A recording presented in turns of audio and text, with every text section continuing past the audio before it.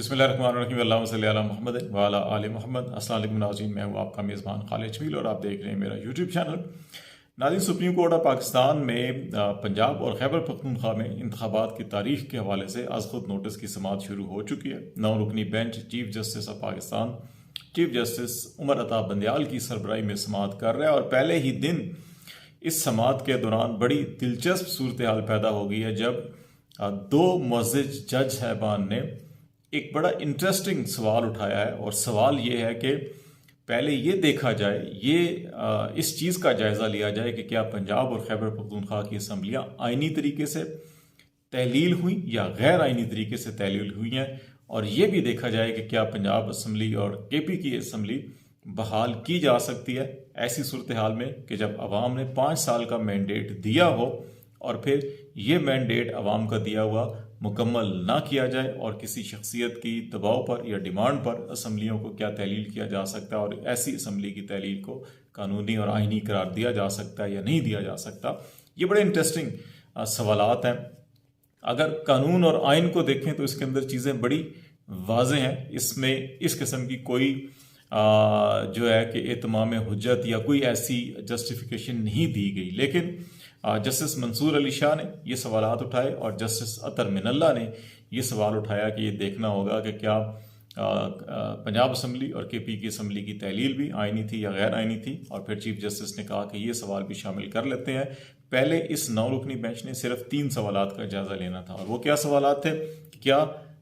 इंतखाबात की तारीख का ऐलान करना किसकी जिम्मेदारी है, और फिर आइनी इख्तियार कब और कैसे जो है इस्तेमाल किया जाएगा, और इंतखाबात के लिए वफाक और सूबे की बुनियादी तौर के ऊपर कानूनी और आइनी क्या जिम्मेदारियां हैं। ये 3 सवालात थे जिसके लिए 9 रुकनी बेंच तश्कील दिया गया था। लेकिन अब चौथा सवाल भी शामिल हो चुका है कि क्या पंजाब और केपी की असम्बली आइनी तौर पर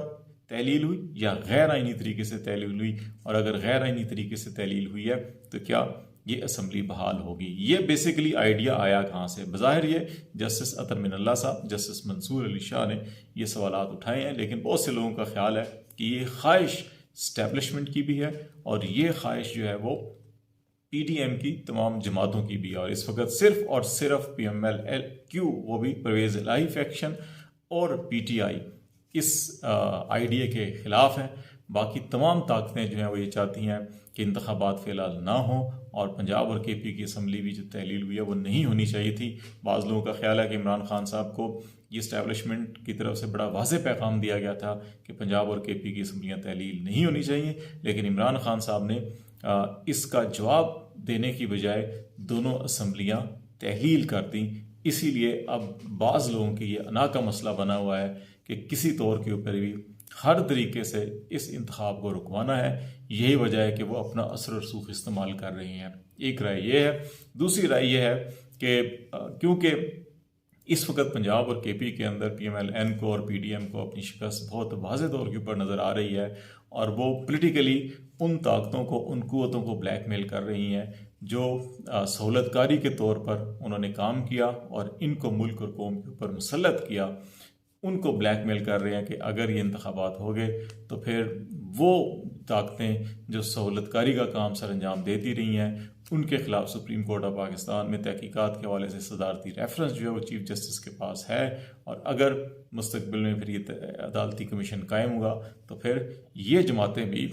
PTI के साथ मिलकर उनका एहतसाब करेंगी, तो इसलिए भी ये मामलात इस किस्म के ख़राब हो रहे हैं। दूसरी तरफ एक राय ये भी है कि दोनों सूरतों में अगर असम्बलियाँ बहाल नहीं होती, इलेक्शन होते हैं, तो फिर भी पाकिस्तान तहरीक इंसाफ की फतह होगी कि वो इलेक्शन में जाके दोनों सूबों के अपनी हुकूमत बना लेंगे। एक राय ये भी है कि अगर असम्बलियाँ बहाल हो जाती हैं तो भी केपी में महमूद खान की हुकूमत बहाल हो जाएगी और पंजाब में PTI की हुकूमत बहाल हो जाएगी और वज़ीर आला चौधरी परवेज़ इलाही होंगे। लेकिन PDM के हलकों में, PMLN के और स्टैब्लिशमेंट के हलकों में ये ख्याल किया जा रहा है कि अगर पंजाब असम्बली बहाल होती है तो फिर परवेज़ इलाही और उनके साथ जो MP हैं जिन्होंने पाकिस्तान तहरीक इंसाफ में शमूलियत इख्तियार कर ली है, इनको डी-सीट करवाया जाएगा, इनको नाअहल करवाया जाएगा, क्योंकि इन्होंने अपनी पार्टी रुकनीत से इस्तीफ़े दे के पार्टी रुकनीत ख़त्म करके अपने आप को ज़म कर दिया PTI से और ये मैंडेट लेकर आए थे PMLQ के टिकट से। तो इस तरह से یہ 10 نشستیں کم ہوں گی تو پنجاب کے اندر پھر ایک آئینی بحران پیدا ہو جائے گا، اور پھر جب وہ اس کے ضمنی الیکشن سے پہلے جب ووٹنگ ہوگی تو پھر حمزہ شہباز یا پی ایم ایل این اور پیپلز پارٹی مل کر شاید نمبر پورا کر لیں گے۔ تو یہ ایک سوچ یہ بھی ہے، لیکن اس وقت جو بنیادی قانونی یہ سوال ہے، یہ سارا کا سارا ڈیپینڈ کرتا ہے کہ سپریم کورٹ کے اندر پرویز الہی اور محمود خان کیا سٹیٹمنٹ دیتے ہیں۔ اگر وہ یہ کہہ دیتے ہیں کہ انہوں نے اپنی پولیٹیکل ول کے ساتھ، اپنی آزادانہ رائے کے ساتھ اور اپنی پارلیمانی پارٹی سے مشاورت کے بعد اور اپنی اتحادی جماعتوں سے مشاورت کے بعد آزادانہ فیصلے کیے، کوئی دباؤ نہیں تھا، کسی کی خواہش نہیں تھی، کسی کی ڈیمانڈ نہیں تھی، تو پھر کیا سپریم کورٹ پھر بھی یہ فیصلہ دے گی، یا وہ ججز ہیں پھر بھی بضد رہیں گے کہ اسمبلی بحال کی جائے؟ یہ بھی ایک بڑا سوالیہ نشان ہے۔ بہت سے لوگوں کا خیال ہے کہ شاید پرویز الہی صاحب نے اگر ایسا بیان دے دیا تو پھر سپریم کورٹ آف پاکستان کے جج صاحبان کے لیے یہ مشکل ہوگا کہ وہ اسمبلی کو بحال کر سکیں۔ ایک رائے یہ بھی ہے کہ اس وقت اسٹیبلشمنٹ بالخصوص پنجاب کے اندر یہ کام کر رہی ہے کہ پنجاب میں ایسے صوبائی اسمبلی کے ارکان کو ترغیب دے کے ورغلا کے اپنے ساتھ ملایا جا سکے کہ وہ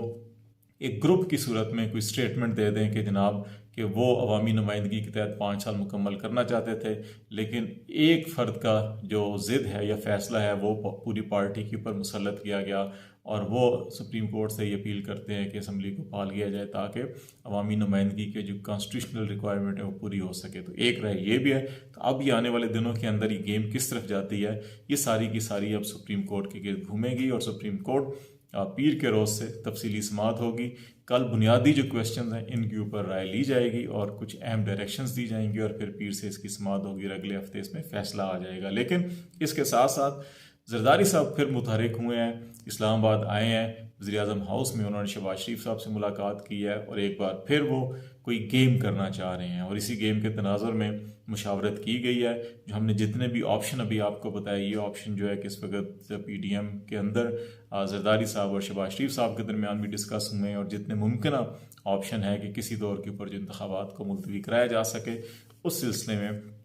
یہ مشاورت کی گئی ہے۔ گورنر سندھ جو ہیں وہ بھی اسلام آباد آئے، اور انہوں نے بھی وزیر اعظم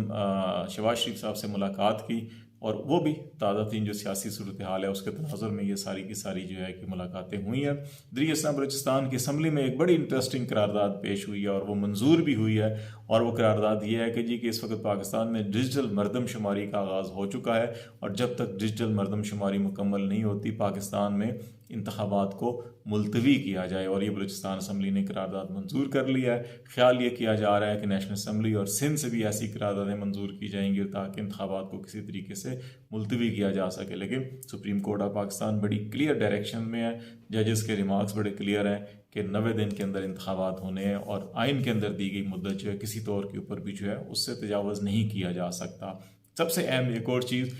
وزیر اعظم شہباز شریف نے اپیکس کمیٹی کا اجلاس بلا لیا ہے۔ بظاہر یہ ملک میں امن و امان کے حوالے سے صورتحال اور جو دہشت گردی کی صورتحال ہے اس کا جائزہ لینے کے لیے اجلاس بلایا گیا ہے، لیکن بعض لوگوں کا خیال ہے کہ اس بہانے اسٹیبلشمنٹ کے ساتھ وزیر اعظم جو ہیں وہ اپنی سیاسی مشاورت بھی کریں گے، اور اس ساری صورتحال کے اندر جس وقت پاکستان کو درپیش ہے اس میں سے کیسے آگے بڑھا جا سکتا ہے، اس حوالے سے یہ بات چیت کی جائے گی۔ اور یہ مشاورت جو ہے یہ جمعے کو 3 بجے اپیکس کمیٹی کا اجلاس بلایا گیا ہے، پرائم منسٹر اس کو چیئر کریں گے، مسلح افواج کے سربراہان، انٹیلیجنس ایجنسیز کے سربراہان بھی اس میں شریک ہوں گے، اور اس کے اندر بھی بعض اہم فیصلے لیے جانے ہیں امن و امان کے حوالے سے بھی اور سیاسی صورتحال کے حوالے سے بھی۔ تو لیٹس سی معاملات کس طرف آگے بڑھتے ہیں، آپ کو اپڈیٹ کرتے رہیں گے۔ خالد جمیل کو اجازت دیجیے، اللہ حافظ۔